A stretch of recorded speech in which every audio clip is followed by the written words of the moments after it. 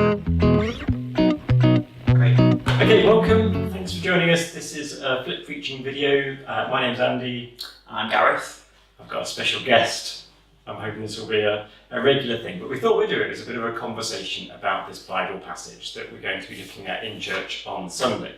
So have a look at the passage now if you haven't, if you don't know this passage off by heart, which is not the most common passage actually, is it? Is it one that you've come across before? I have come across it, but I have to say I've not spent much time on it before today. It's a bit of a bitty one. The people who put together the lectionary, which is the pattern of readings for all the churches around the world, they've kind of sliced this up a bit into three chunks. So it's Mark 7, 1 to 8, 14 to 15, and 21 to 23. So broadly, the situation is the Pharisees, who were the religious guardians of what was right in that day. They had all sorts of regulations about how they thought people should live to get right with God, so that God would once again smile on the nation and free them from the Roman oppression. And the Pharisees noticed that Jesus' disciples didn't wash their hands, which broke their rules. And Jesus responds by laying into them, really having a go at them, calling them hypocrites, trashing their whole approach to encountering God.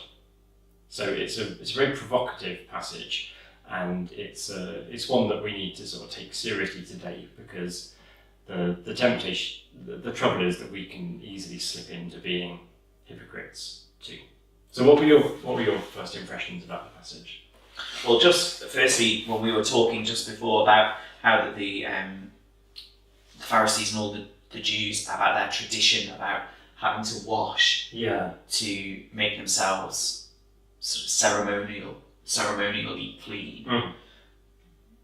I just wondered, I likened that to perhaps putting on your Sunday best to kind of come to worship, maybe putting on a robe or perhaps maybe.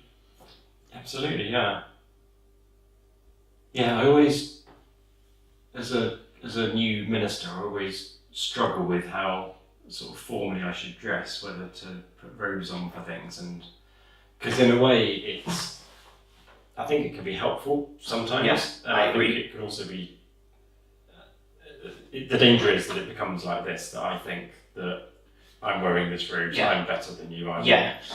And that's awful. So, instead of what it's about sort of dressing for worship, to worship God.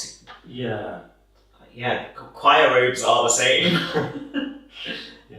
I tend to, when it's a sort of more public service, like a funeral or something where people who don't, not the regular congregation, I sometimes will wear robes there, because I think it's quite useful just to know who's in charge. That sounds awful, but who's leading. Yes, I think it's quite helpful, just rather than just another person in a suit stands up and speaks.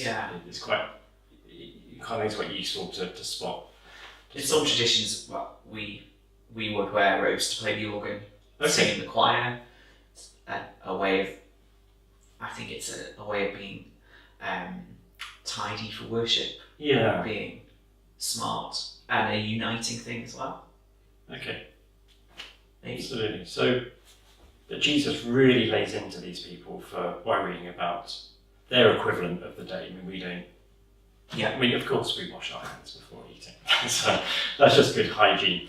But this was more than hygiene. This was a real sense that the world was bad and the world was impure, and we had to wash that off. We have to wash the world away. And Jesus is kind of saying, no, the world's good. Mm-hmm. The world's good. You don't need to. That's not what makes you unclean. Yeah, they sort of, particularly for Jews there at the time, maybe come into contact with someone who's touched pork or that type of thing. Yeah, it's that fear of, it's what's holy. Yeah. And I think Jesus is saying everything's holy. Yeah. So there's no need for it. There's no need. Yeah. So I guess the thing is today for us, what are our equivalents? What do we think we have to do in order to be holy? What are our equivalents? Are there things that we do which we've invented, or we've said this is what makes this is holy, this is good, that we stick to, either in church or in everyday life?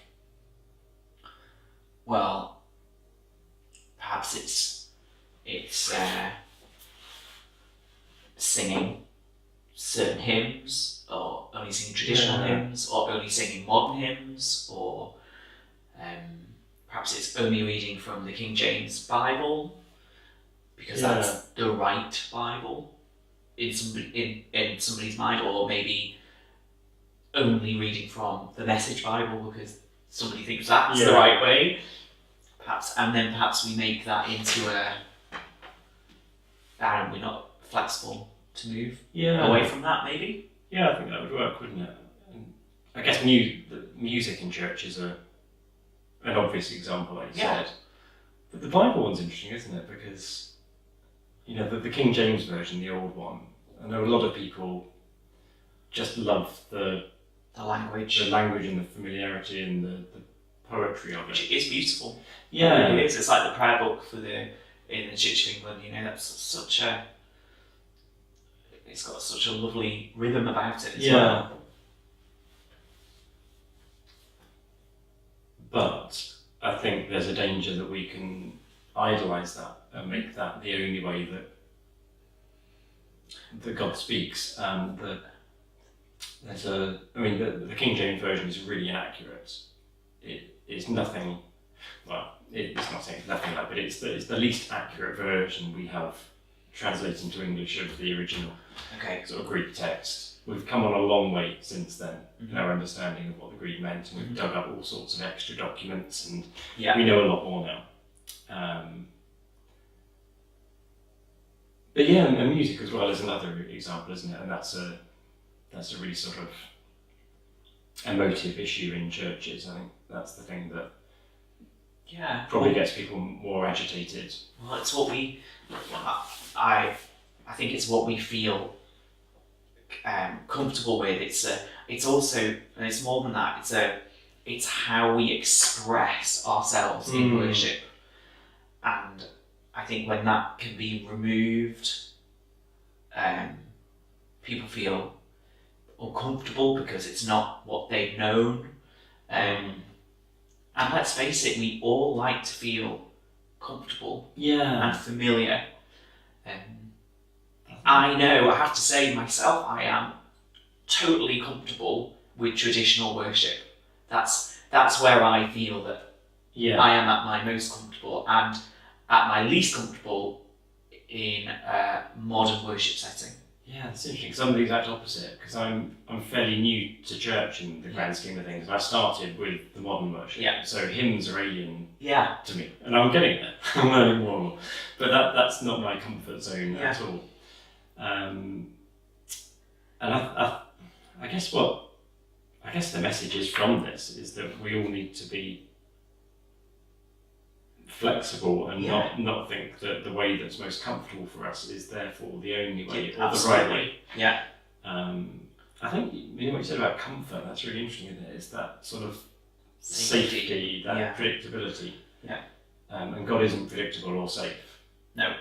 And we get that again and again through the example of Jesus, that it's, any time we try and pin God down and make God work in a certain way, that's dangerous territory, because that's making an idol rather than worshipping the actual God who's ducks out of the way of that and comes up somewhere else.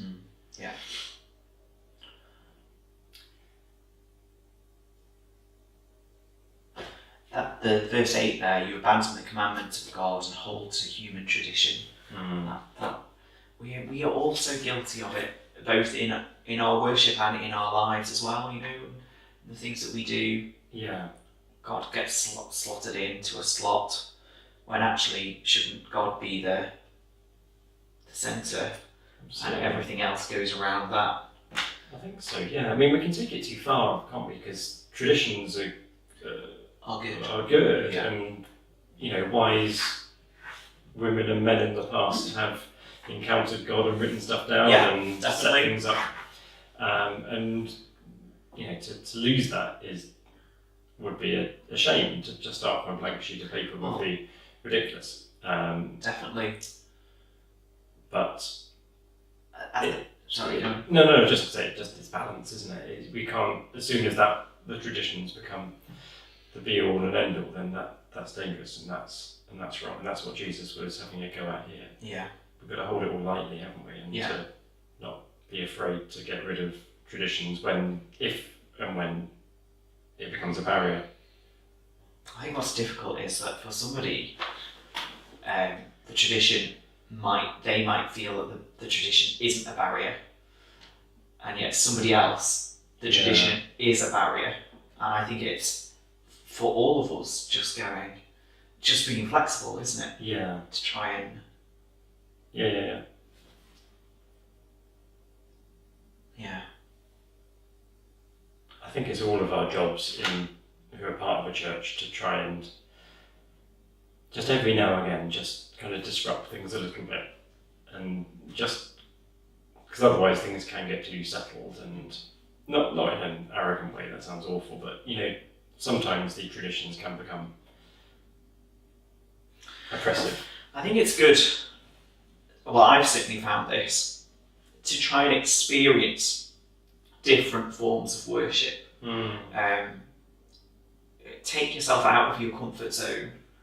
Try it if you like me are more comfortable in a traditional form of worship. Try worshipping with a worship band in a more freer style.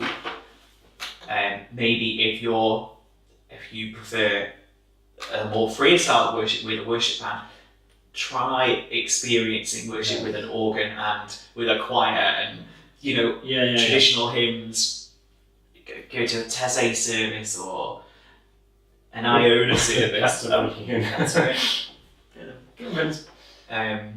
Just as try and mix it up.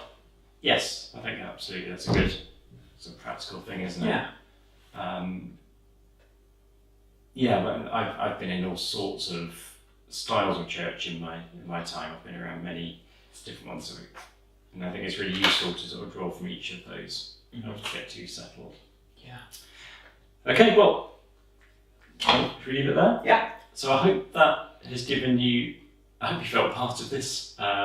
There's a comment section below the video, so please do comment, and I'll sort of write back, and we can you can share your ideas as well about what you think this passage might mean. So we've just scratched the surface, but hopefully that's opened up the passage to you in a little bit. So hopefully see you soon. Take care. Bye bye. Bye bye.